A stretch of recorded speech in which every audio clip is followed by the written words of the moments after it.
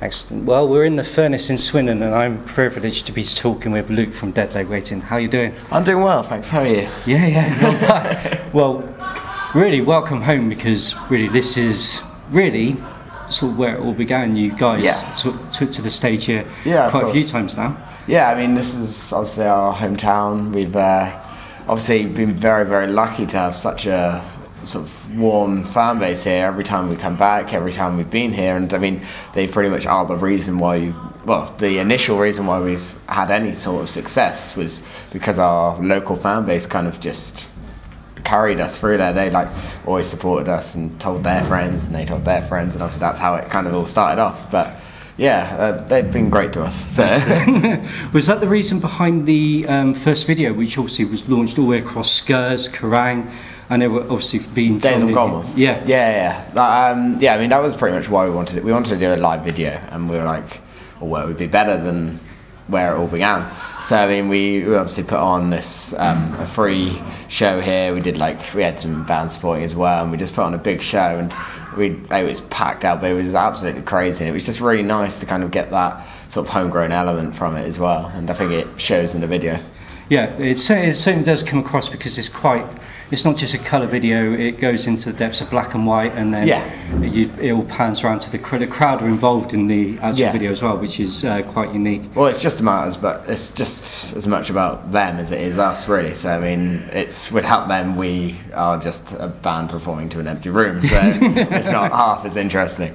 But no, they really did make the video what it is. Excellent. Now, when you guys first started out, I think the average age of the band was 16? 16, 15, yeah. It was a bit young.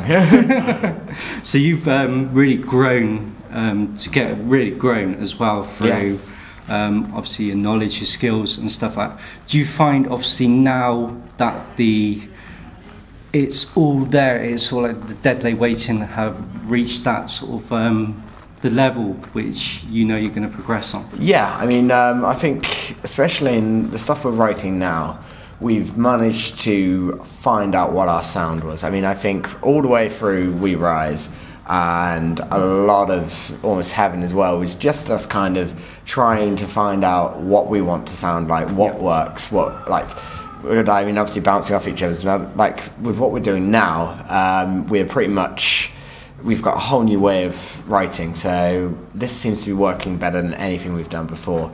We're sort of like, everything we're writing seems to be more mature, lyrically, musically, structurally. I mean, everything is up in the next level, really. I mean, we're sort of bringing in more help from people we know as well, and just kind of trying to think a lot more outside the box of stuff that either hasn't been done or hasn't been done in our genre, and also trying to take elements from completely different music genres, like classical, jazz, like anything really, and trying to mix it in with what we do to create a sound that's not your typical sort of medical band, really. That's one thing probably find you possibly do find as well, that a lot of journalists, music journalists, will pigeonhole you into a certain aspect within the genre. Like whether it's to do with your hairstyle or the way you're perceived on stage, you get labelled under the same thing. But you guys are obviously trying to break a journalist and say, well, you can't pigeonhole us. That's the thing. I mean, like what we've got is we've got like a sound that's more of a sort of heavier thing. But I mean, like a lot of our stuff we're doing is a lot more sort of accessible now than it ever was. But it's not so much. It's not gone commercial in the traditional sense of we're now writing pop songs or anything like that. No, I mean we're doing it a bit different, like something that is a bit easier in the ears, but it's just more interesting to listen to. And I think because of that, it's kind of like changed up the game a little bit, which is fun because we've got a lot more outlets that we can sort of attack. Like we've obviously got like now the more Kerrang audience. We did a tour with a band called Fearless Vampire Killers, who have been brilliantly received in the press recently, and because of that, they've when we toured together, we weren't sure how it was going to go because they are very much sort of Panic at the Disco and like My Chemical Romance-y kind of thing, but they did their own thing as well. But I mean, like obviously that's a lot lighter than what we do, and we weren't sure if we'd be just sort of ignored or something like that. But like the kids took to it like it was absolutely mad, and because of that, we've had, like, when we've gone back to venues that we'd paid before that tour, and then played after that tour. Pretty much we played before them and kids weren't there. We play after them and like we've selling them out now. So it's mad. I mean, you see these kids like going there, and they're not just there as well just because they saw us on that tour. They've now also been converted just because, like, for what we do, they look into what we did before that tour and everything like that. So they become like proper fans, which is it's quite a nice thing now. Yeah, and of course that tour also passed through here as well. Yeah, back last year, which was one of the nights we actually managed to get to see you, is where we do our show and stuff like that. Normally it has a tendency that you're performing, we're live on air, so it was like a clash, but last year it actually happened, we got to see it. Yeah. Now, as one of the songs, you actually managed to command the crowd all to kneel down. Oh yes, the Call of Death. Yeah. Now, as a young band, it's something which I find really, really interesting, how you can command a crowd on that level. Yeah. Now, does that ever shock you, that whenever you say it and the crowd automatically responds to your words? Yeah, I think that sort of thing is all about confidence. Like, if you're on stage and you look really nervous, then the crowd are going to react to that, and they're not really going to be doing what you want. I mean, if you go on there and just your balls out completely, like, the thing is, I'm not a confident person in life really, but when I'm on stage, it's almost like a self-hypnosis kind of thing. So I try and like just get myself into the zone about half an hour before we go on, and because of that, I just channel everything. I just like everything. I find it really hard to remember anything that actually happens on stage after a show because it's all just a complete blur. But I think it's just because of that, you just almost take on this different persona, and it's almost the same sort of way as method actors do. Yeah. But and because of that, I'm just completely, like, the confidence is there, and I think it is just that sort of thing that allows me to do that. And I think, but every time I either do things like that, or I see kids singing back song lyrics or anything like that, it always blows me away, because it's even just one person knowing something I've written is still completely surreal to me. And I mean, like, it's got to the point now I've seen kids actually getting tattoos. I mean, there's numerous Dead Low Waiting tattoos now, and it's all like my lyrics and stuff like that, and that's kind of, I still haven't, that hasn't really sunk in yet. Yeah, so here's one of those things, was obviously we've seen you off stage, like we're chatting to you now, and we've seen you on stage, and there is an automatic transformation. It's almost like you become this completely different person on stage. Your main focus is the microphone, getting the lyrics out and making sure everyone's having a good time. Yeah. So yeah, I can see where your persona sort of like kicks in and how it kicks in. Which brings us on to the Thanks, Tom. Brings us on to your brand new video. Yes. Due out on March 4th, I believe. Yes, I do believe so. I'll have to double check, but yeah, we'll say yeah for now. Yeah, pretty much that is another kind of, I mean, that video's now melding the past two tours we've done, a European tour with a Euro band too, I won't mention the name, but and then the tour we did with Fearless Vampire Killers as well. And pretty much we've taken all the tour footage, because we had two friends on there who pretty much filmed the entire thing, all the live shows, all the banter on the road and stuff like that, and all the things that went wrong or right.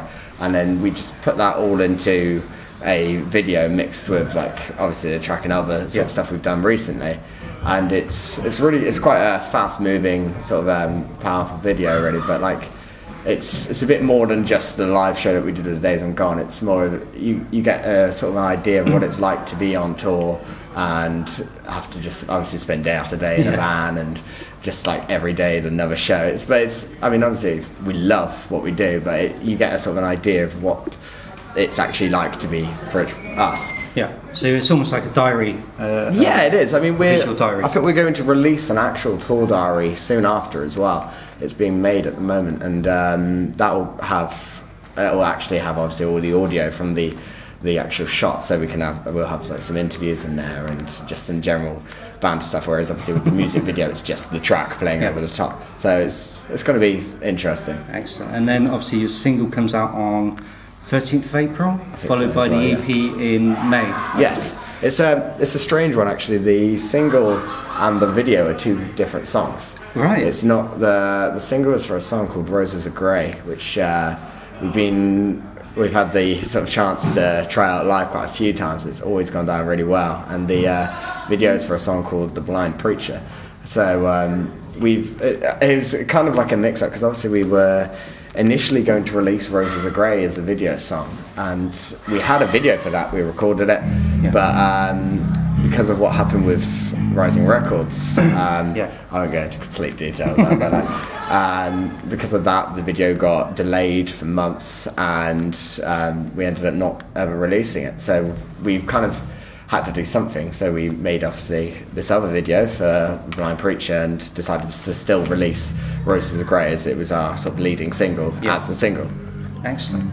So when your new album EP comes out, yes, what are the fans going to be expecting from you guys? Are they going to be hearing you on a completely different level, something completely unexpected? Yes. I mean, obviously we're going to be, we always keep to our sound that we've managed to keep to for the past few albums, but it's going to be on a completely new level musically. Like it's a completely different song. Like the whole, pretty much this EP is a lead up to the album which is coming, which is all based around a concept which I'm not allowed to say much about yet, but it's going to be fun, and it's given me a lot of days of work writing and trying to get around this, but no, this is pretty much like a lead up, which is why this is called The Ascent of the Murder. Now, I don't know if you're familiar with the thing we've got with our fans at the moment, where they're sort of known collectively as the Crows. Yeah. So obviously we do play around with the collective term for the Crows as being murder.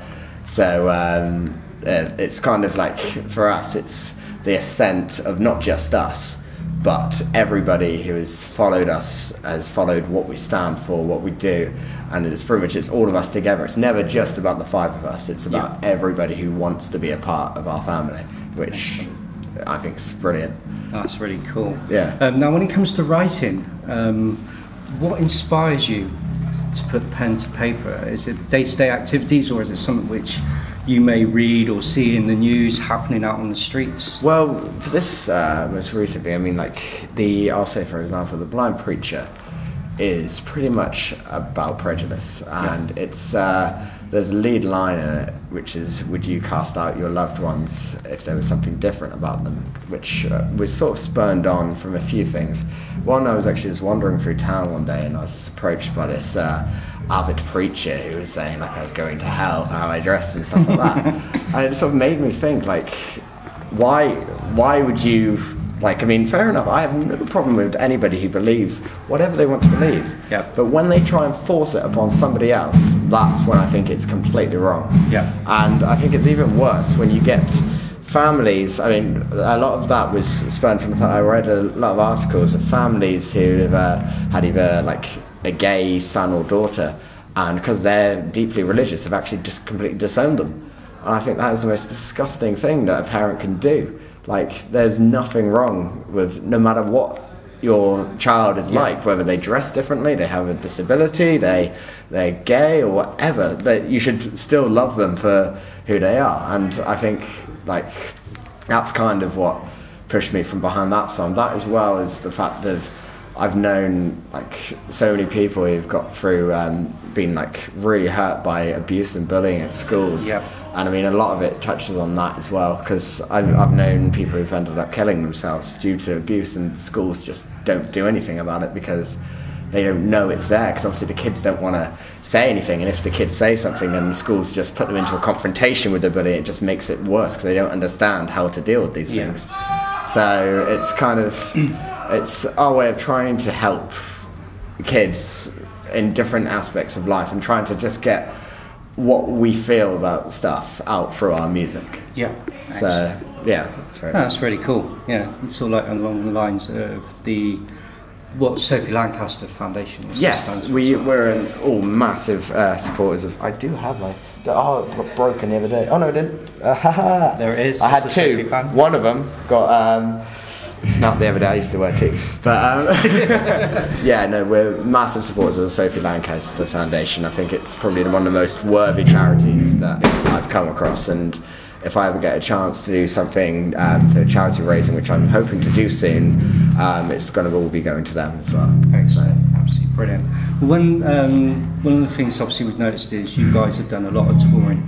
You've gone across Europe, you've done UK. Yes. You've also been on the sacred grounds of Castle Donington as well. Yes. Download. Now, this is almost like a rock fantasy sort of question. Yeah. So if you could be on any bill in any venue, anywhere in the world, who would you have underneath you? Who would you have supporting you? Oh. I think first off it would probably have to take place in Tokyo, because I have an unhealthy obsession with Japan.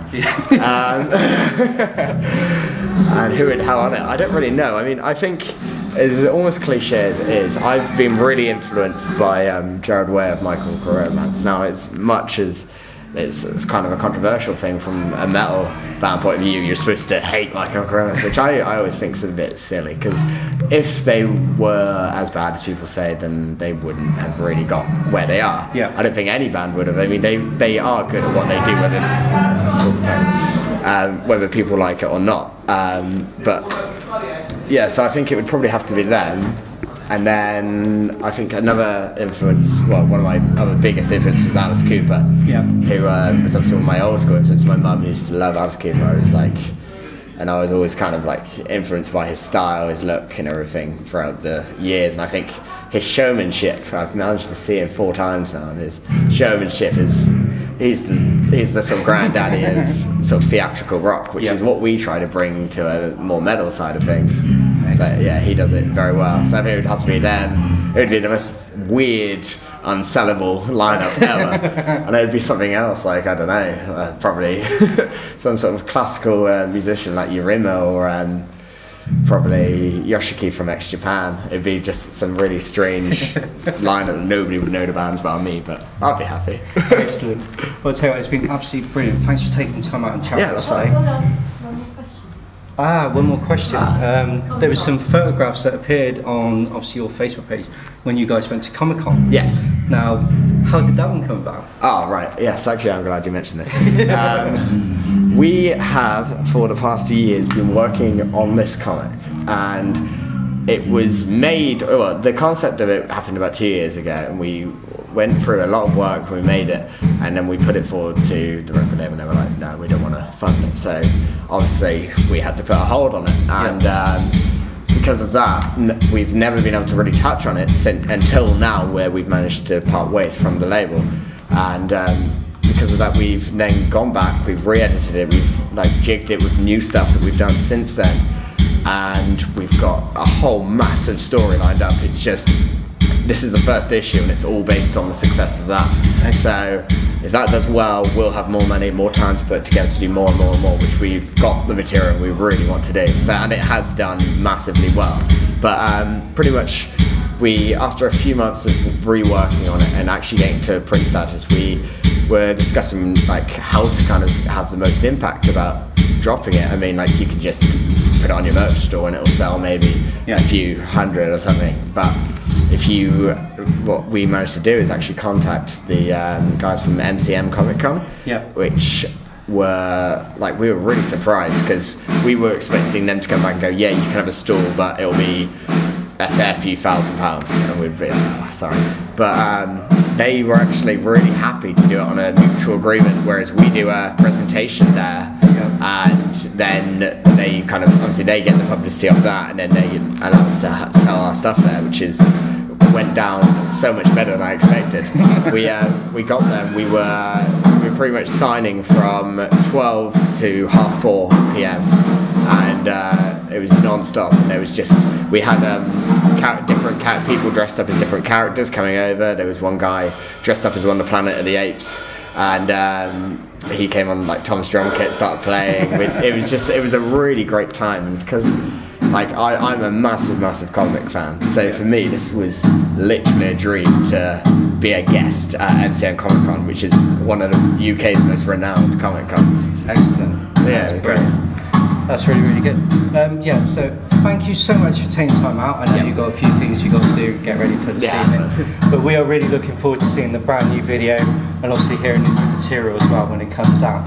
So absolutely excellent. Thank you very much. Luke. Thank you. Cheers. Take care.